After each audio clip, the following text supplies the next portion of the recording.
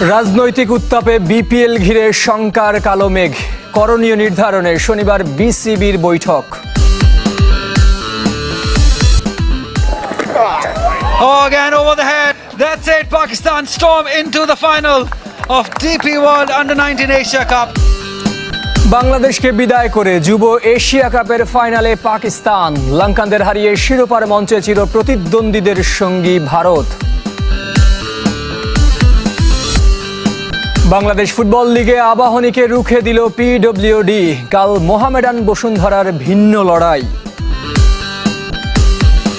BPL শুরু হতে বাকি এক সপ্তাহ, কিন্তু দেশের চলমান পরিস্থিতির কারণে জমেছে শঙ্কার কালো মেঘ। নির্ধারিত সময়ে টুর্নামেন্ট আয়োজনের সর্বোচ্চ চেষ্টা থাকলেও বিসিবির সামনে নিত্য নতুন চ্যালেঞ্জ। শনিবার আলোচনায় বসবেন বোর্ড কর্তারা, নিরাপত্তা আর সুষ্ঠু ব্যবস্থাপনার জন্য ঠিক করবেন নিজেদের করণীয়। ঘনিয়ে আসছে সময়, ২৬ ডিসেম্বর মাঠে গড়ানোর কথা বিপিএল। সিলেট যাওয়ার আগে ঢাকায় অনুশীলনের পরিকল্পনা একাধিক ফ্র্যাঞ্চাইজির। নানা প্রতিবন্ধকতার মাঝেও সফলভাবে দ্বাদশ আসর আয়োজন করতে চায় ক্রিকেট বোর্ড, কিন্তু দিনকে দিন যোগ হচ্ছে নিত্য নতুন চ্যালেঞ্জ। টুর্নামেন্ট ঘিরে জমেছে শঙ্কার কালো মেঘ। ইনকিলাব মঞ্চের মুখপাত্র শরীফ উসমান হাদি হত্যার ঘটনায় উত্তাল সারা দেশ। শোক রূপ নিয়েছে বিক্ষোভে, ছড়িয়ে পড়েছে রাজধানী সহ দেশের বিভিন্ন প্রান্তে। তার উপর ২৫ ডিসেম্বর ঢাকায় আসবেন বিএনপির ভারপ্রাপ্ত চেয়ারম্যান তারেক রহমান। দেশের রাজনৈতিক গতি প্রকৃতি নিয়ে কোনো কিছু অনুমান করা এখন কঠিনতর। নির্ধারিত সময়ে বিপিএল শুরু করতে চাইলেও তাই যদি কিন্তু সামনে বিসিবি। শনিবার বোর্ড সভাপতি ও পরিচালকরা বসবেন আলোচনায়। জানা গেছে বিপিএল নিয়ে বৈঠকে বেশি আলোচনা হবে। ফ্র্যাঞ্চাইজি টুর্নামেন্টে সর্বোচ্চ নিরাপত্তা আর সুষ্ঠু ব্যবস্থাপনার জন্য করণীয় ঠিক করবেন বোর্ড কর্তারা। কেননা বিদেশি ক্রিকেটারদের মাঝেও দেশের চলমান পরিস্থিতি সংশয় তৈরি করতে পারে, সেটাও চিন্তার কারণ। 35 লাখ টাকা ফর মুশফিকুর রহিম স্যার। যদিও বিপিএল পেছানোর সুযোগ নেই বিসিবির। ২৪ জানুয়ারি টুর্নামেন্টের ফাইনাল, এর ৩ দিন পর বিশ্বকাপ খেলতে ভারত যাবে বাংলাদেশ দল। পরিস্থিতি অনুকূলে না থাকলে বিপিএল স্থগিত করা ছাড়া উপায় নেই বিসিবির। অনূর্ধ্ব-১৯ এশিয়া কাপে হ্যাট্রিক শিরোপার স্বপ্ন শেষ বাংলাদেশের। দ্বিতীয় সেমিফাইনালে পাকিস্তানের কাছে হেরেছে ৮ উইকেটে। একই ব্যবধানে শ্রীলঙ্কাকে হারিয়ে ফাইনালে নাম লিখিয়েছে ভারত। রোববার শ্রেষ্ঠত্বের লড়াইয়ে মুখোমুখি দুই চির প্রতিদ্বন্দ্বী। বৃষ্টিতে এদিন প্রায় ৪ ঘন্টা পর শুরু হয় বাংলাদেশ পাকিস্তানের খেলা। ম্যাচ নেমে আসে ২৭ ওভারে। টস হেরে ব্যাট করতে নেমে ৩ বল আগে বাংলাদেশ গুটিয়ে যায় ১২১ রানে। Lower order batter Samiun Bashir করেন সর্বোচ্চ ৩৩ রান। ৪ উইকেট নিয়েছেন আব্দুল সুবহান।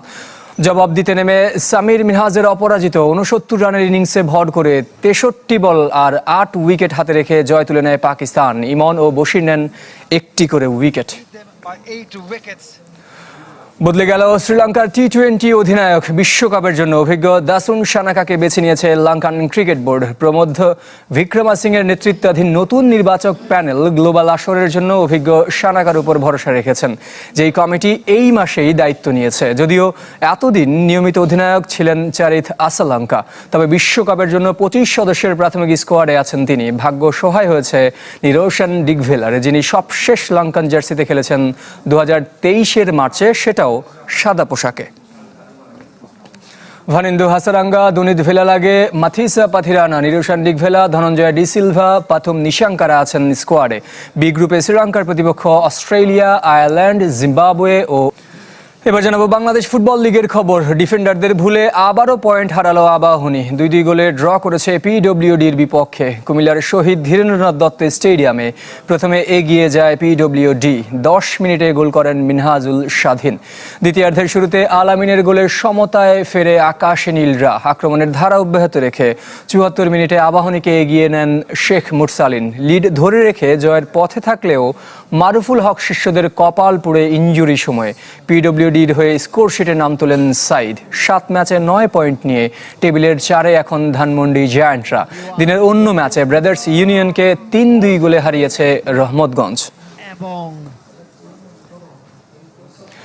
এদিকে কাল বাংলাদেশ ফুটবল লিগে নামছে ডিফেন্ডিং চ্যাম্পিয়ন মোহামেডান। প্রতিপক্ষ আরামবাগ। একই দিনে বসুন্ধরা কিংসের মুখোমুখি পুলিশ এফসি আর ফর্টিজের বিপক্ষে লড়বে ফকিরের পুল। সব ম্যাচই শুরু হবে দুপুর 2:30টায়। 6 ম্যাচে 16 পয়েন্ট নিয়ে টেবিলের শীর্ষে এখন কিংস। সমান ম্যাচ খেলে 5 নম্বরে বর্তমান চ্যাম্পিয়ন মোহামেডান।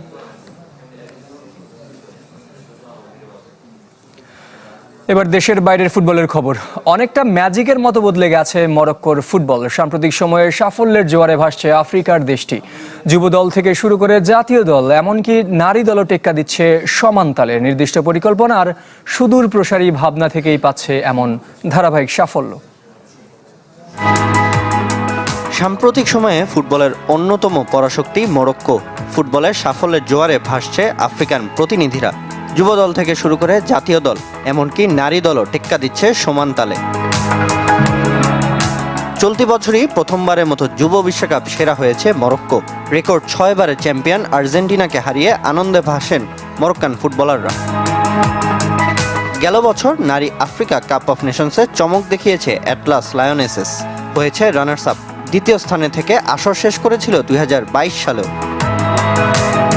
জাতীয় দলের পারফরমেন্স তো কম বেশি সবার জানা। গেল বিশ্বকাপে ফ্রান্সের কাছে হেরে সেমিফাইনাল থেকে বিদায় নিলেও ফুটবল প্রেমীদের হৃদয়ে জায়গা করে নিয়েছে অসাধারণ নৈপুণ্যে। কাতারের লুজাইল স্টেডিয়ামে 36 বছরের আক্ষেপ ঘুচিয়েছিল আর্জেন্টিনা। 3 বছর পেরিয়ে ঠিক একই রাতে একই মাঠে জর্ডানের হৃদয় ভেঙে 13 বছর পর ফিফা আরব কাপে শিরোপার স্বাদ পেল মরক্কো। মরক্কোর সাফল্যের রহস্য কি? উত্তর নানামুখী, তবে মূল ক্রীড়ানক, সুদূর প্রসারী পরিকল্পনা, অর্থায়ন। ফুটবল উন্নয়নে কারিগরি টাকা ঢালছে দেশটির সরকার, যা নিয়ে পড়তে হয়েছে জেনজিদের তোপের মুখে। 2030 বিশ্বকাপের সহ আয়োজক হওয়া সে পালে হাওয়া দিচ্ছে। আশরাফ হাকিমি, হাকিম জিয়েশ, ইয়াসিন বুনোদের মতো সোনালী প্রজন্মের সারথীরা জাতীয় দলকে করেছেন আরও সমৃদ্ধ। সঙ্গে দীর্ঘ সময় ধরে কোচ ওয়ালিদ রিগ্রেগুয়ের উপর আস্থা এবং তার প্রতিদানে শক্তিশালী দল হয়ে উঠছে অ্যাটলাস লায়ন্স। সামনে আরেক পরীক্ষা। 1 সপ্তাহেরও কম সময়ের মধ্যে আফ্রিকা কাপ অফ নেশনস খেলতে নামবে মরক্কো। যদিও টুর্নামেন্টের একমাত্র সাফল্যটা এসেছিল 1976 সালে। এরপর 2004-এ রানার্স আপ হয়েছিল তারা। এবার সেই আক্ষেপও কাটাতে মরিয়া আশরাফ হাকিমি, রাবি রিমাত্রা। আর আরব কাপে শিরোপা জিতে আসন্ন বিশ্বকাপের আগে গ্রুপ প্রতিপক্ষ ব্রাজিল, স্কটল্যান্ড ও হাইতিকে একটা বার্তা দিয়ে রাখলো আফ্রিকান প্রতিনিধিরা।